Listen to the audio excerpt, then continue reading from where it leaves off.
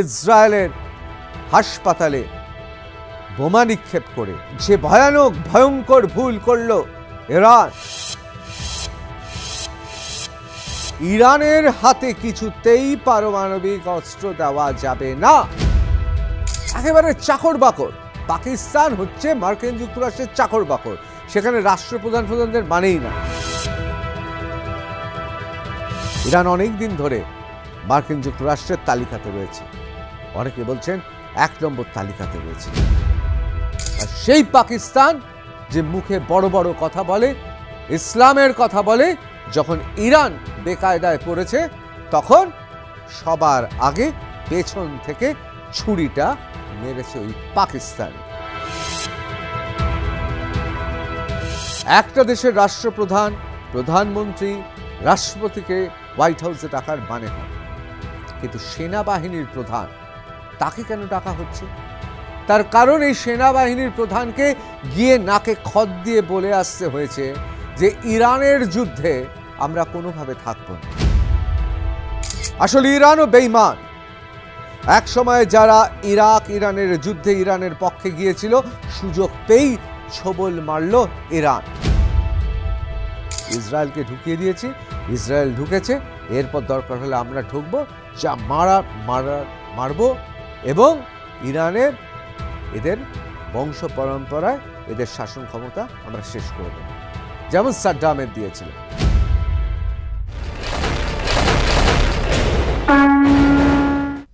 দেখুন, Donald Trump অর্থাৎ মার্কিন যুক্তরাষ্ট্রের রাষ্ট্রপতি, এই পৃথিবীর অন্যতম শক্তিধর পুরুষ, যখন হোয়াইট হাউসে আসিম মুনির মানে ওই পাকিস্তানের ইসলামিক সন্ত্রাসবাদী জঙ্গি যে সেনাবাহিনীর পোশাক পরে রয়েছে, তাকে যখন ডাকা হয়েছিল তখন অনেকেরই চোখ কপালে উঠে গিয়েছিল। অনেকেই ভাবছিলেন কেন আসিম মুনিরকে ডাকা? যদি কোনো রাষ্ট্রকে ডাকতে হয় তাহলে তার রাষ্ট্রের প্রধান অর্থাৎ প্রধানমন্ত্রী বা রাষ্ট্রপতিকে ডাকা যেত। কেন হঠাৎ একটা দেশের সেনাপ্রধানকে ডাকা হলো? হ্যাঁ, সমস্ত কিছু ব্যাখ্যা চলে এসেছে।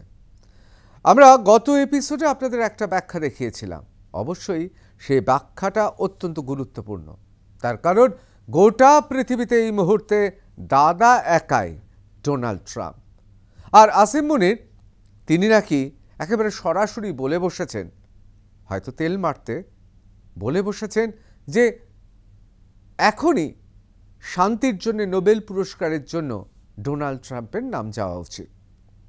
কিন্তু অনেকে বলছেন এগুলো তো হয়েছে, কিন্তু এসবই গৌণ।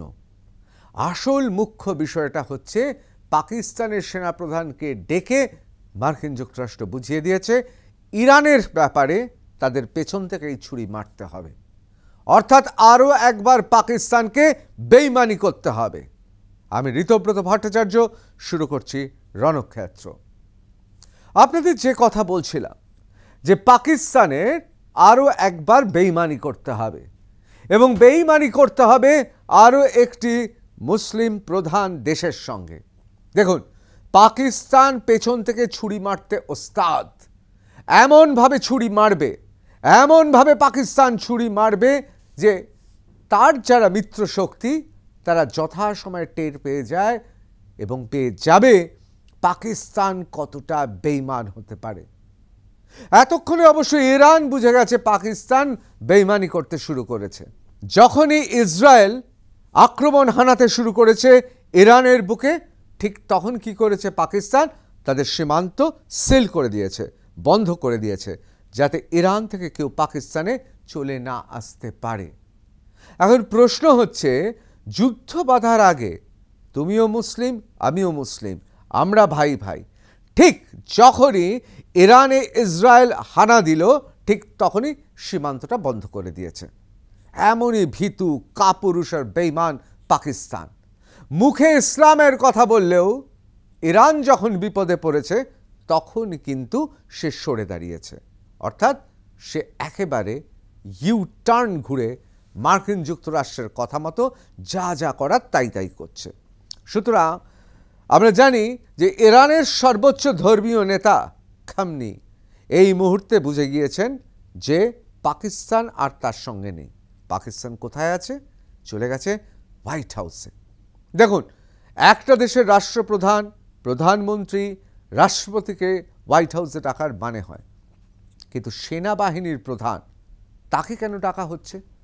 তার কারণ এই সেনাবাহিনীর প্রধানকে গিয়ে নাকে খত দিয়ে বলে আসতে হয়েছে যে ইরানের যুদ্ধে আমরা কোনোভাবে থাকব না। আর আপনারা জানেন পাকিস্তানের এরকম অনেকগুলো এয়ার বেস আছে যে বেসগুলো পুরোপুরি মার্কিন যুক্তরাষ্ট্রের হাতে। সেখানে কিন্তু আসিম মুনিরের অর্থাৎ পাকিস্তান সেনাবাহিনীর প্রবেশও নিষেধ। মার্কিন যুক্তরাষ্ট্র তাদের বিশ্বাস করে না, মার্কিন যুক্তরাষ্ট্র বিশ্বাস করে না পাকিস্তানের সেনাকে, কিন্তু তাদের কাজে লাগায়। এর উদাহরণ আপনারা এক দশক আগেই পেয়ে গিয়েছেন। তার কারণ আপনারা জানেন আহমেদাবাদে যখন লাদেন ছিলেন এবং সেই লাদেনের গোপন ডেরাতে হানার সময় একেবারে তার নাকের সামনে অর্থাৎ ওই ডেরার একেবারে ঢিলছোড়া দূরত্বে পাকিস্তান সেনাবাহিনীর শিবির ছিল। কেউ টের পায়নি, মনেই করেনি পাকিস্তানের সেনাবাহিনীকে খবর দেওয়ার। অর্থাৎ পাকিস্তানকে কখনো বিশ্বাস না করলেও পাকিস্তানকে পায়ের তলায় রেখে দেয়। আর সেই পাকিস্তান যে মুখে বড় বড় কথা বলে, ইসলামের কথা বলে, যখন ইরান বেকায়দায় পড়েছে তখন সবার আগে পেছন থেকে ছুরিটা মেরেছে ওই পাকিস্তানি। এখন আমি আপনাদের খুব দ্রুত কতগুলো জিনিস দেখাবো যে হোয়াইট হাউসে আসলে হয়েছে কি। Trump hosts Pak's Asim Munir for lunch, cites this reason for inviting him. US President Donald Trump on Wednesday praised Pakistan Army Chief Asim Munir for his role in preventing an escalation of conflict between India and Pakistan as he hosted the latter for a lunch meeting at White House. Reason I had him here was I wanted to thank him for not going into the war and ending it, Mr. Trump said at the luncheon meeting. NDTV ওয়ার্ল্ডের report. আমি আপনাদের এখানে একটা কথা পরিষ্কার বলি, হ্যাঁ এটা তো কারণ যেখানে ট্রাম্প সাহেব নিজে বলছেন reason I had him here was I wanted to thank him for not going into war and ending it. এটা একটা কারণ, তো নিশ্চয়ই কারণ। দেখুন, মার্কিন যুক্তরাষ্ট্র হঠাৎ নাক গলালো কেন? আমাদের লড়াইটা, ভারতের লড়াইটা অপারেশন সিন্দুর ছিল সন্ত্রাসবাদের বিরুদ্ধে যুদ্ধ। আমরা পাকিস্তানে ঢুকে 21টা ঘাঁটির মধ্যে 9টা জঙ্গি ঘাঁটি ধূলিসাৎ করে দিয়েছি। সন্ত্রাসবাদের যুদ্ধে তো পৃথিবীর যে কোনো শুভবুদ্ধি সম্পন্ন মানুষ আমাদেরই সমর্থন করবে। সে জায়গায় হঠাৎ পাকিস্তানের আসিম মুনিরকে ডেকে নিলেন কেন হোয়াইট হাউসে স্বয়ং ডোনাল্ড ট্রাম্প? তার কারণ অনেকে বলছেন, সূত্রের খবর, মে মাস থেকেই ইরানকে আস্তে আস্তে করে বেঁধে ফেলা হচ্ছিল। ইরান অনেক দিন ধরে মার্কিন যুক্তরাষ্ট্রের তালিকাতে রয়েছে, অনেকে বলছেন 1 নম্বর তালিকাতে রয়েছে। দেখুন, ইরানের যুদ্ধের কথা আমরা জানি, সেই সময় ইসরায়েল ইরানকে সাহায্য করেছিল। পরবর্তীকালে এই ইরানই হয়ে যায় প্যালেস্তাইনের হামাস ছাড়া দেশ হিসেবে সবচেয়ে বড় শত্রু হয়ে ওঠে। আসলে ইরানও বেঈমান। এক সময় যারা ইরানের যুদ্ধে ইরানের পক্ষে গিয়েছিল, সুযোগ পেয়েই ছোবল মারল ইরান। খামেইয়ের কিছু করার নেই। কেন? তার কারণ ইরানের সর্বোচ্চ ধর্মীয় রাজনৈতিক নেতা তিনি জানেন যদি তাকে টিকে থাকতে হয় তাহলে ধর্মের নামে টিকে থাকতে হবে এবং ইসরায়েলকে অর্থাৎ জায়েজদের তাকে বানাতেই হবে দেশের 1 নম্বর শত্রু। তা নাহলে দেশের মানুষ মানবে কেন? ইরানে একের পর এক আন্দোলন হয়েছে। সেখানে চলচ্চিত্রকাররা তারা স্বাধীনভাবে ছবি করতে পারেন না, সেখানকার সাহিত্যিকরা লিখতে পারেন না স্বাধীনভাবে, সেখানকার মহিলারা স্বাধীনভাবে ঘোরাফেরা করতে পারেন না। সুতরাং সেখানকার গণতন্ত্রপ্রেমী মানুষ, তাদের মধ্যে একটা খিদে আছে, গণতন্ত্রের খিদে, স্বাধীনতার খিদে। আর সেই জায়গায় দাঁড়িয়ে ধর্মের জুজু না দেখালে ইরানের সর্বোচ্চ নেতৃত্ব কখনোই দশকের পর দশক পারিবারিকভাবে শাসন চালিয়ে যেতে পারবেন না। যাই হোক, আমি আবার হোয়াইট হাউসে ফিরে আসি। হোয়াইট হাউসে আসিম মুনিরকে ডেকে অবশ্যই ট্রাম্প সাহেব বলে দিল, ঠিক আছে, তোমাদের বলেছিলাম, তোমাদের জানি ক্ষতি হয়েছে, নিশ্চয়ই এই কথাগুলো বলেছেন, তোমরা যুদ্ধ বন্ধ করেছো, ধন্যবাদ। কিন্তু তার সঙ্গে সঙ্গে একথাটাও বলেছে যে ইরানের যুদ্ধে, মানে ইরান ইসরায়েলের যুদ্ধে তোমরা কিন্তু নাক গলাতে চেও না। আরও একটা কারণ আছে কেন সেখানকার প্রধানমন্ত্রী অন্যান্য রাষ্ট্রপ্রধান পদে অন্য কাউকে ডাকা হলো না, হঠাৎ সেনাবাহিনীর প্রধানকে ডাকা হলো কেন? তার কারণ মার্কিন যুক্তরাষ্ট্র মনেই করে না পাকিস্তানের দেশের রাষ্ট্রপ্রধানকে ডাকা দরকার। কে কাজ করবে? সেনা কাজ করবে।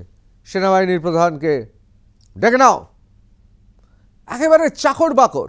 পাকিস্তান হচ্ছে মার্কিন যুক্তরাষ্ট্রের চাকর বাকর, সেখানে রাষ্ট্রপ্রধানদের মানেই না। সেনাবাহিনী কাজ করবে, গাড়িকে চালাবে, ড্রাইভার চালাবে, ড্রাইভারকে ডাকো। ভিভিআইপি অনেক মধ্যখানে সচিব আছে, কিন্তু কাকে ডেকে নেবেন গাড়ি চালানোর জন্য? ড্রাইভারকে ডেকে নেবেন। সেরকমই আসিম মুনির হচ্ছে ড্রাইভার। পাকিস্তানের সঙ্গে যুদ্ধ হবে, আমাদের এয়ারবেসগুলো আছে, ওগুলো পাহারা দেবে তোমরা, অন্যান্য এয়ারবেসগুলো ছেড়ে দেবে, আর কোথায় কোথায় কীভাবে ইরানকে পেছন থেকে ছুরি মারতে পারবে আমাদের তুমি একটা ফর্দ লিখে পাঠিয়ে দাও। জরুরি তলব ডেকে নিল। আবার আরও একটা কারণ আছে, চলে কি চলে না আমি জানি না, গ্যারান্টি দিতে পারবো না, কিন্তু খাতায় কলমে মার্কিন যুক্তরাষ্ট্র জানে পাকিস্তানের কাছে নিউক্লিয়ার উইপন আছে, অর্থাৎ পারমাণবিক অস্ত্র আছে। সেই অস্ত্র যাতে প্রয়োগ না হয়, তার কারণ ওই গোটা এলাকাতে একমাত্র ইসলামিক দেশ, তার কাছেই পরমাণু শক্তি আছে। সুতরাং আসিম মুনিরকে ডেকে আরও একবার বলে দিলেন কোনোভাবেই কিন্তু ওই পারমাণবিক অস্ত্র এসব বার করো না। তোমাদের যা অবস্থা, বিশেষ করে আসিম মুনির যা অবস্থা, 2 নেশন থিওরি 1940 সালের থিওরি দিয়ে হিন্দু আলাদা, মুসলমান আলাদা, হিন্দুর খাবার আলাদা, মুসলমানের খাবার আলাদা, এই করে সে বাজার গরম করেছিল, আমরা সবাই জানি। ডেকে বলে দিয়েছে এই সময় কিন্তু এসব করতে যেও না, এটা সিরিয়াস ব্যাপার, আমরা ঢুকবো, ইসরায়েলকে ঢুকিয়ে দিয়েছি, ইসরায়েল ঢুকেছে, এরপর দরকার হলে আমরা ঢুকবো, যা মারবো, এবং ইরানের এদের বংশ পরম্পরায় এদের শাসন ক্ষমতা আমরা শেষ করে দেব, যেমন সাদ্দামের দিয়েছিল। ইরাকে যেমন সাদ্দামকে ধ্বংস করে দিয়েছিল, এবার ইরানে হতে চলেছে। আর পাকিস্তানকে ডেকে বলে দিয়েছে তোমরা ভাই বাড়াবাড়ি করো না, যা করার আমরা করব, তোমাদের সেই এলএমও নেই। ভারতের সন্ত্রাসবাদের বিরুদ্ধে যুদ্ধতে, অপারেশন সিন্দুরে মার্কিন যুক্তরাষ্ট্র জানে কি ক্ষমতা আছে। কিন্তু দেখুন, যুদ্ধে তো এরকমও লোক দরকার হয় যে পাহারা দেবে। নিতান্তই পাহারা যদি ঠিক করে না দিতে পারে, কারণ তাতেও অত বিশ্বাস করে না, এই মালপত্র আনা নেওয়ার কাজ তো দেওয়া যেতে পারে পাকিস্তান সেনাবাহিনীকে। মার্কিন যুক্তরাষ্ট্র আসবে, এসে লড়াই করবে, কিন্তু তাদেরও তো বিভিন্ন পেয়াদার দরকার হয়, বেয়ারার দরকার হয়, মালপত্র এদিক ওদিক করার জন্য লোক দরকার হয়, নিয়ে নেবে আসিম মুনিরের কাছ থেকে। সুতরাং এই লাঞ্চের মিটিংয়ে আসলে ঠিক হয়েছে ইরানের সঙ্গে যে লড়াই, সেই লড়াইতে পাকিস্তানকে সবক শেখানোর জন্য ডেকে নেওয়া হয়েছে। দ্য ইকোনমিক টাইমস লিখছে, Trump gives Pakistan F-16 a nearly $400 million boost, what it means for the debt-ridden nation. দেখুন, পাকিস্তান তো ঋণে জর্জরিত, আবার তাকে এতটা সাহায্য কেন? In a notable policy shift, the Trump administration has authorized $397 million US dollar for Pakistan. Can maintaining its F-16 fighter jet fleet. The funds will be used strictly for counter-terrorism operation under a US monitored program to ensure they are not deployed against India, according to Reuters report. সাংঘাতিক গুরুত্বপূর্ণ রয়টারের এই রিপোর্টটা। Trump টাকা দিয়েছে F-16 এর fighter জেটের মেইনটেনেন্সের জন্য, টাকা দিয়েছে, মেরামত করে ঠিক করে রাখো, যখন তখন দরকার হতে পারে, কিন্তু বাবু টাকা দিলাম, এটা আবার তুমি ভারতের বিরুদ্ধে কাজে লাগিও না। আসলে আসলে তৈরি রাখছে। মার্কিন যুক্তরাষ্ট্রের কাছে পাকিস্তান কোনো আলাদা দেশ নয়, তাদের কাছে একটা ঘাঁটি। সেই ঘাঁটিতে তারা এখন অর্থ নিয়োগ করেছে, বলেছে তাদের চাকরদের হেড চাকরকে ডেকে নিয়েছে। হেড চাকরের নাম আসিম মুনির। আসিম মুনিরকে বলে দিয়েছেন ডোনাল্ড ট্রাম্প সাহেব যে তোমরা মেরামত করো, সাজিয়ে রাখো, তৈরি করো, তার কারণ লড়াইটা যখন শুরু হবে তোমাদের ওই জায়গা আমরা ব্যবহার করব। মালপত্র সব যেন রেডি থাকে, বন্দুকে তেল ফেল দিয়ে, অস্ত্র শস্ত্র দিয়ে সব যেন রেডি থাকে। আমরা যাব, ঝপাঝপ দরকার হলে ইরানে নামিয়ে দেব খামেইয়ে এবং তার বংশ পরম্পরা শাসন ঘুচিয়ে দেব। তাহলে পাকিস্তান কি? পাকিস্তান হচ্ছে আসলে মার্কিন যুক্তরাষ্ট্রের একটা বেস ক্যাম্প। সেই জন্য কোনো রাষ্ট্রপ্রধানকে ডাকেনি, ডেকেছে সেনা প্রধানকে, এসো তুমি হেড চাকর, তোমরা চাকরামি করবে। আর সেই জন্য তোমাদের দরকার। রয়টার্স অত্যন্ত গুরুত্বপূর্ণভাবে রেখেছেন, আবার এনশিওর করে দিয়েছেন ডোনাল্ড ট্রাম্প, দেখো বাবু তোমাদের ঢুকে কিন্তু যা মার মেরেছে, লাহোরের তোমাদের এয়ার ডিফেন্স সিস্টেম উড়িয়ে দিয়েছিল, আবার এগুলো করে দিচ্ছি মানে এগুলো আবার ভারতের বিরুদ্ধে ব্যবহার করতে যেও না, এগুলো করা হচ্ছে ইরানের জন্য। একেবারে ডেকে বলে দিয়েছে যে কিছু হলে তোমাকে ধরবো। আর এর মানে কিন্তু জানে, যখন একজন সেনাপ্রধানকে মার্কিন যুক্তরাষ্ট্রের হোয়াইট হাউসে ডেকে বলা হয়, তখন সে পেরোলের কর্মচারী না হলেও কর্মচারীর কর্মচারী। এবং আসিম মুনির জানে একটু এদিক ওদিক হলে তার কি হাল হবে। This decision comes despite a foreign aid freeze imposed by Trump shortly after taking office on 20th January, while the executive order was meant to halt funding for overseas program. Roughly 5.3 billion US dollar in security related exemptions have been granted. Pakistan's allocation is one of the 243 exceptions. Trump সাহেব তো একের পর এক ঘোষণা করেন আর তার ব্যতিক্রমী হয়। 243তম এক্সেপশন, এই এক্সেপশনটা করা হয়েছে। এমনি গ্রান্ট সমস্ত বন্ধ, এমনি সমস্ত গ্রান্ট বন্ধ, কিন্তু এই যুদ্ধের গ্রান্ট দেওয়া হয়েছে। মানেটা বুঝতে পারছেন তো? ইরানের সঙ্গে একটা বড় কিছু হতে চলেছে, আর তাই জন্যে মার্কিন যুক্তরাষ্ট্র পাকিস্তানকে ডেকে বলেছে দেখো তোমাদের বিমানবন্দরগুলো তো আমাদেরই, সেখানে কিন্তু পাকিস্তানের আর্মি ঢুকতে পারে না। একবার দুবার ঢোকার চেষ্টা করেছিল, ঘাট ধরে বার করে দিয়েছে। সুতরাং তোমরা পাকিস্তানকে তৈরি রাখো। Trump's changing approach to Pakistan. Trump's stance on Pakistan's security aid has been stark reversal. In his first tenure, he halted security assistance to Islamabad in 2018, citing insufficient action against terrorism. The Biden administration later overturned this decision, approving $450 million in September 2022 to sustain Pakistan's F-16 fleet.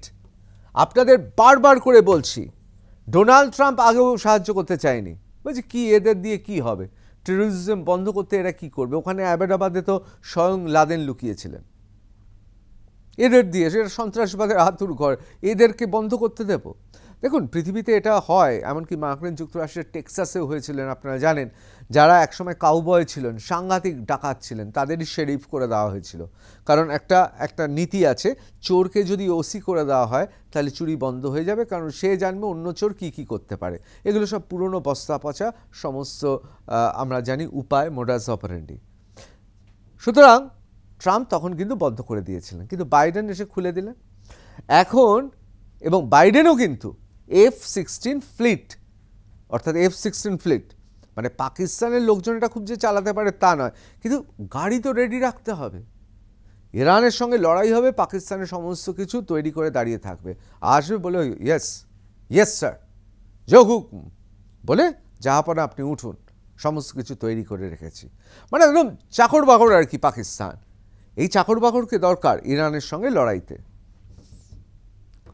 এবার চলে আসি, Iran Israel conflict raises alarm in Pakistan amid fears over own security.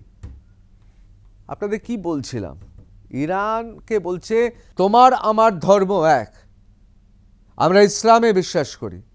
সুতরাং ইরানকে বলেছিল আমরা তোমার natural ally. আর ঠিক যে সময় ইসরায়েল হানলো, আঘাত হানলো, সঙ্গে সঙ্গে দরজা বন্ধ। কেন? ভয়। amid fears over own security, তার নিজের সিকিউরিটির জন্য ভয় পেয়ে বন্ধ করে দিল। Pakistan navigates tense diplomacy amid Israel-Iran conflict, fearing, এবং আমি আপনাদের একটা কথা খুব পরিষ্কার করে বলি যে এই টেন্স ডিপ্লোমেসি মানে কি? টেন্স ডিপ্লোমেসি মানে হচ্ছে মানুষ যখন ভয়ে তার কূটনৈতিক অবস্থান থেকে সরে আসে এবং অত্যন্ত দুর্বল চিত্তের কূটনৈতিক কৌশল অবলম্বন করে, যেটা পাকিস্তান করেছে। এখন অনেকগুলো ইসলামিক দেশ, ইসলামিক শক্তি তারা বলতে শুরু করেছে ইরানকে আসলে পেছন থেকে ছুরি মারছে পাকিস্তান, এবং এই জন্য পাকিস্তানকে অনেকে বলছে বেঈমান। Israel Iran conflict, Pakistan shuts border crossing with Iran. দেখুন, এটা ছিল আল জাজিরার রিপোর্ট, এটা টাইমস অফ ইন্ডিয়ার রিপোর্ট। Pakistan has closed all border crossing with Iran. This action follows heightened tension between Israel and Iran.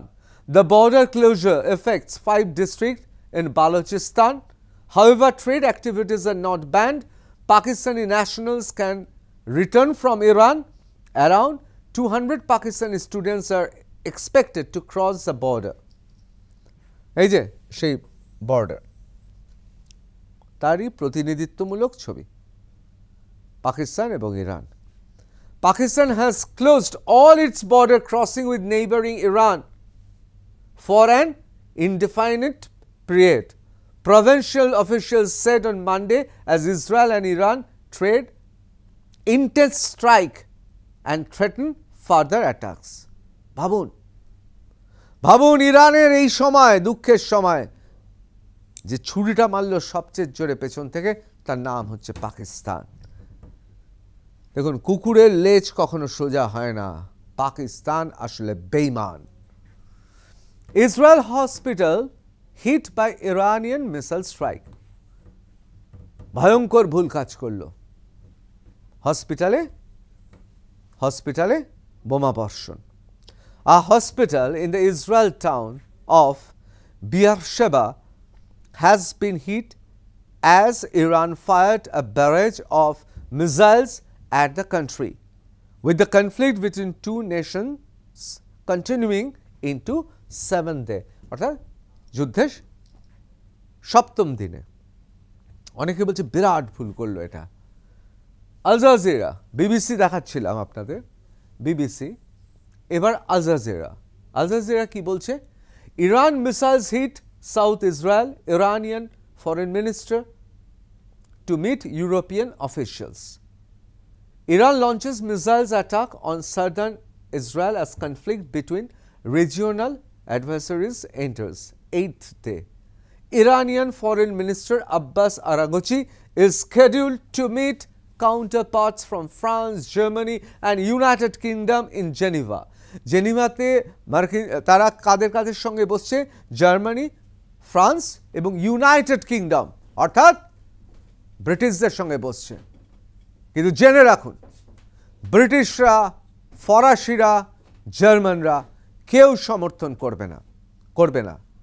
এবং যে ভয়ঙ্কর ভুল করল ইরান, বিশেষ করে ইসরায়েলের হাসপাতালে বোমা নিক্ষেপ করে, তারপর তাদের একটাই কথা বলবে, আরাগচি যতই বলুক, অর্থাৎ ইরানের ফরেন মিনিস্টার আরাগচি যাই বলুক না কেন। দেখুন, এগুলো তো নামেই মিনিস্টার, ওখানে একটা বংশ সব ঠিক করে, মানে তারাই একা সব কিছু, মানে একটাই পোস্ট, বাদ বাকি সব ল্যাম্প পোস্ট ইরানে। আর সেখানে কি হবে? আরাগচি গিয়ে গুছিয়ে মিথ্যা কথা বলবে, না আমরা খুব ভালো চাই, আমাদের পারমাণবিক কোনো চুল্লি নেই, আমরা পারমাণবিক অস্ত্র তৈরি করব না, আমরা কোনো রিসার্চ করব না, আমাদের কোনো গবেষণা হবে না, আমরা করব না। আবার বলে কি করবে? কিছুক্ষণ বাদেই আবার শুরু করে দেবে। অতীতেও করেছে, যে কারণে কেউ বিশ্বাস করছে না। এই যে সেই হাসপাতালের ছবি, আল জাজিরা দিচ্ছে, ভেবে দেখুন, মধ্যপ্রাচ্যের আল জাজিরা দিচ্ছে। অনেকে বলে আল জাজিরা মধ্যপ্রাচ্যে তারা সবচেয়ে গুরুত্বপূর্ণ খবরগুলো দেন, কিন্তু অনেকের তাদের খবর নিয়ে কিছু প্রশ্ন আছে, আমি তার মধ্যে যাচ্ছি না। তারা এই ছবি দিচ্ছে। এবার চলে আসি বিবিসির খবরে। Trump to decide on US action in Israel Iran conflict within 2 weeks. 2 সপ্তাহের মধ্যেই ট্রাম্প সাহেবকে ঠিক করে নিতে হবে যে কি করবেন এই যুদ্ধে। কিন্তু এখনো পর্যন্ত যা হয়েছে না থেকেও মার্কিন যুক্তরাষ্ট্র আছে। তাহলে মোদ্দা কথা কোন দিকে এগোচ্ছে? ইরান, অপারেশন ইরান, ইসরায়েল একাই লড়বে না মার্কিন যুক্তরাষ্ট্র যাবে? প্রশ্নটা এখন জিওপলিটিক্সে, বিশ্ব কূটনীতিক মহলে $million question. Putin strongly condemn Israeli strikes on Iran, urge diplomatic solution. বলছে না, পুতিনও একই কথা বলছেন, চীনও একই কথা বলছেন, অর্থাৎ রুশ আর চীন এক ভাষায় কথা বলছে না, এইভাবে ইসরায়েল স্ট্রাইক করতে পারে না ইরানকে। ডিপ্লোম্যাটিক অর্থাৎ বসে আলোচনার মাধ্যমে ডিপ্লোম্যাটিক কূটনৈতিক সমস্যার সমাধান করতে হবে।